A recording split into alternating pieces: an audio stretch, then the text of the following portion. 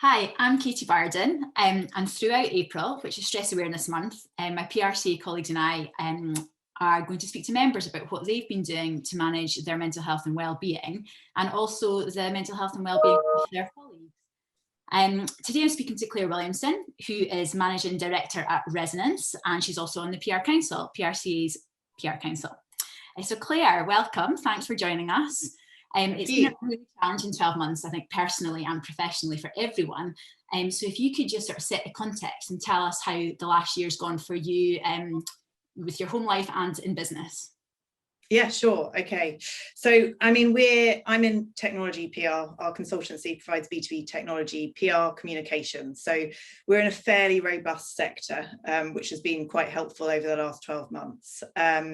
We started, as we were going into the pandemic, as we moved to working from home, we were running through all the scenarios, planned worst case scenario, and thankfully, we didn't have to act on any of that. And we've actually grown over the last 12 months, both in terms of our revenue, client accounts, and also our team. So we've been incredibly fortunate, and I thank my lucky stars for that, really. We've got non-exec directors that have really helped us through that period in terms of that planning. So from a business point of view, it's been great. The move to working from home, I think, has had a different impact on different individuals amongst the team. And we've been very aware of that, and had to kind of really double down on looking at our culture and making sure that everybody felt supported. And I guess we'll probably talk a little bit more about that shortly. And from a personal perspective, I'm running a business. I'm a mum of 3. Homeschooling, it's been a really interesting time. I really respect teachers now, and I hope that my children are a bit better to teachers than they are to me. So it's been challenging on a personal level, but just knowing that other people are in the same boat and building out a network to help you through it, I think has been a bit of a godsend to me. And I know in advance of this call, we did have a chat, and you mentioned that you brought on board a few new starters over the last year as well. How's that been, given the work environment? I mean, thankfully, it's been quite smooth. People are fairly resilient. You've come to learn over the last 12 months. What's strange is that I have not been in the same room with quite a few of them, so I don't know how tall they are. But I think we've really kind of, and thankfully before pre-pandemic, we put into place a lot of processes for onboarding staff, and being able to switch across to Zoom quite effectively, because we already had working from home policies, etc., just made the process a lot smoother. The team are chomping at the bit to get back into some sort of office environment, and we've been talking to them about that throughout the pandemic, with kind of anonymous surveys and making sure that everybody has a say in what the office of the future looks like, how many days we go back, etc. And I think that that's really helped them to kind of focus, have their eye on the horizon, that this isn't going to last forever. And actually, it's given us an opportunity to reset, rethink, look at how we operate as a business, and work out the best way for everybody on the team. Yeah, and you said that you do encourage a really sort of open environment in the workplace, which is definitely beneficial, and that you have a workplace mental health task force. And so tell us a little bit about that. Yeah, I mean, this is a fairly new thing. So again, over the course of the 12 months, we've had time to reflect and think about, and actually it's really the pandemic has pushed us to think harder about mental health.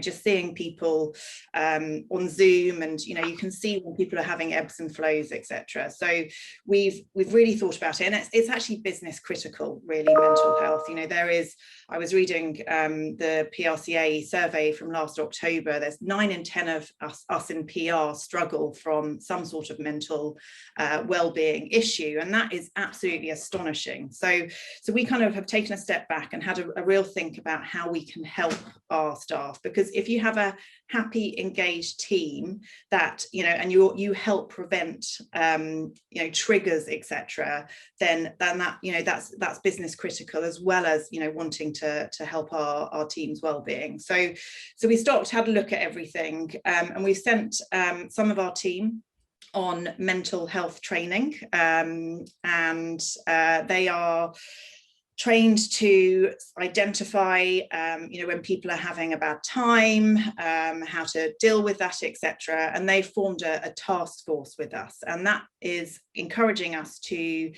keep our eye on policies that we can kind of be pushing forward with. And one of the policies that we've actually implemented off the back of all of this is, while it's clear from all the studies, all the surveys out there that people are feeling more comfortable about talking about their mental health, we're not actually acting. So it's great to talk about it, but we've got to act. And as leadership, on the leadership team, I think it's really important that you don't just talk about it. Creating that culture of being able to talk about it is the first step, but then working out ways in which you can help people address any poor mental health, or them, help them with their mental well-being is really important. So we kind of took a look around at what was going on outside of the industry, and quite a few of our clients have they're bigger corporates, so they've got the freedom to kind of do this sort of thing, but they were doing monthly turning off computers. The whole company turns off their computer and they have a day off.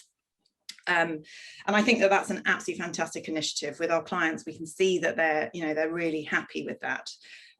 What I do think, though, from a mental health point of view, and I'm not saying that they've got it wrong, but from a mental health perspective, we all have our own rhythms. And so I think, mandating one day a month is not necessarily going to help with people on their ups and downs. So as I said, we've all got our own cycles. So we've implemented a quarterly mental well-being day. And I guess the key to that is well-being. It's about taking the time off. You book it when you want to book it across the quarter. And you make sure that you're focusing on your well-being during that day. And that hopefully helps you get ahead of any triggers that might, impact your mental health. And you also mentioned you do some weekly yoga. Yes, yeah, we've got it today actually. So it's Move with Millie, which is fantastic. And just as we have to look after our physical health, we have to look after our mental health.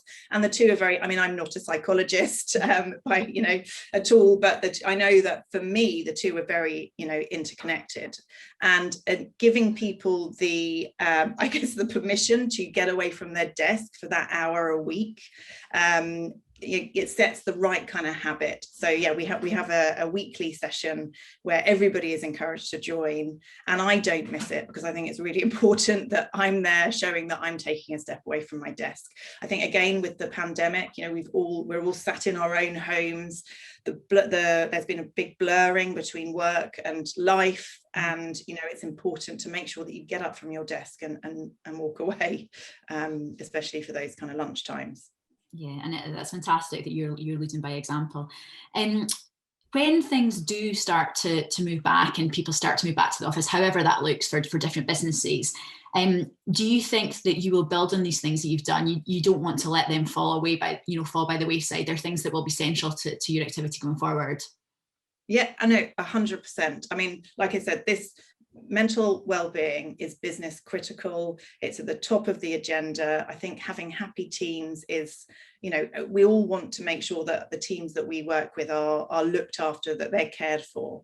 This is the beginning of us really focusing on it and making sure that we are adopting tools and tactics and helping people through. And what's come to the top of my list is actually creating a mental well-being, a mental health sickness policy. So we have a sickness policy, but I think we need an actual policy that focuses on mental health. So that's something that I'm currently looking at and working on with our advisors.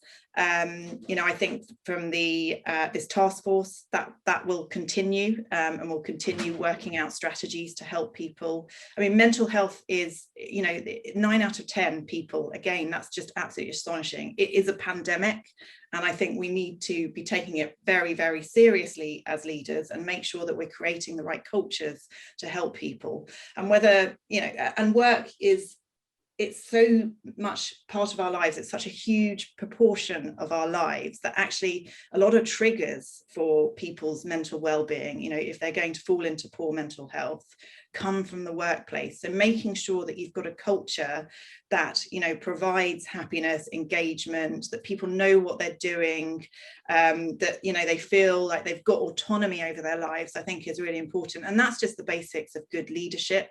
You know, and all of those things play a big role, and we'll continue to focus on them.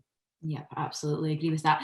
So I guess finally, for any of those businesses, big or small, that are trying to make positive changes, and they aren't quite there yet, have you got any tips for them in terms of next steps if they're starting almost from nothing? Are there things that you'd advise? Well, I mean, again, going back to that last point, is helping people's mental well-being. It comes back to the basics of good leadership. So, you know, just make sure that you are talking, make sure that you've got a culture of openness, that people are allowed to show up as themselves, I think is really critical. You know, we have a direct impact on our teams by the culture that we create at work in the workplace. And we need to, you know, the leadership teams in agencies need to take responsibility. Don't just talk about it, make sure that you're acting on it, make sure that you are supporting and listening to your team.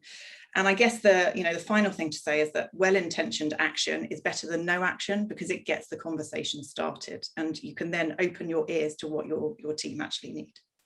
And I get one final thing actually, regarding the mental health training, mental health first aid training. If people are interested in that, is it through St John Ambulance? It is, yeah. It's and it's they've got loads of courses on there. You can do 3-day courses, you can do 1-day courses, you can do 1-hour courses. So, and it's very reasonably priced. So it's, you know, it's not a big thing for a consultancy to do. Yeah, no, that's brilliant. Well, thank you so much for your time. It's been lovely to talk to you and hear what you've been up to.